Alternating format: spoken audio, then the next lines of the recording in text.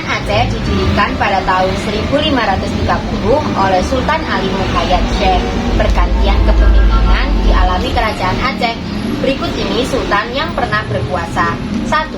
Sultan Alauddin Al-Qahar, memimpin pada tahun 1537 sampai 1568. Yang kedua, Sultan Ali Riyad dengan panggilan Sultan Muda, tahun 1604 sampai 1607. Yang ketiga, Sultan Iskandar Muda, tahun 1607 sampai tahun 1636. Yang keempat, Sultan Iskandar Thani, tahun 1637 sampai 1642. Yang kelima, Sultanah atau Sultan Perempuan.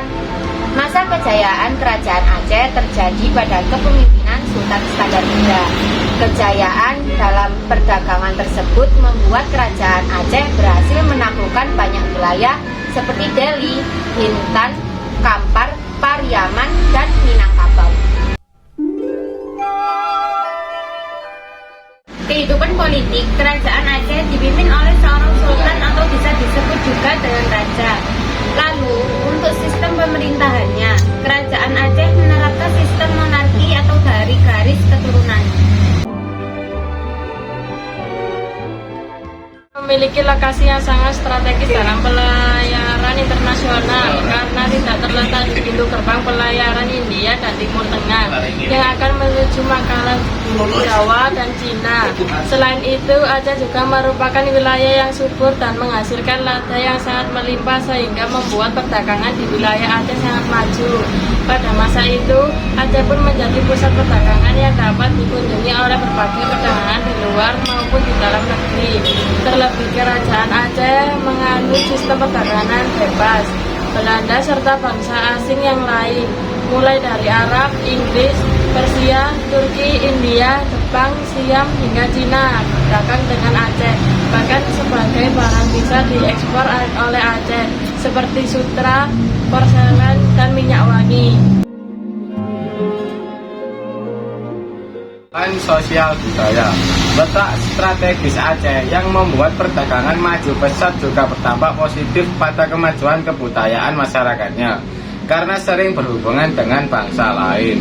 Tersusunnya hukum adat yang dilandasi ajaran Islam yang disebut hukum adat Makuta Alam menjadi salah satu contoh yang dihasilkan dari kehidupan sosial budaya Aceh.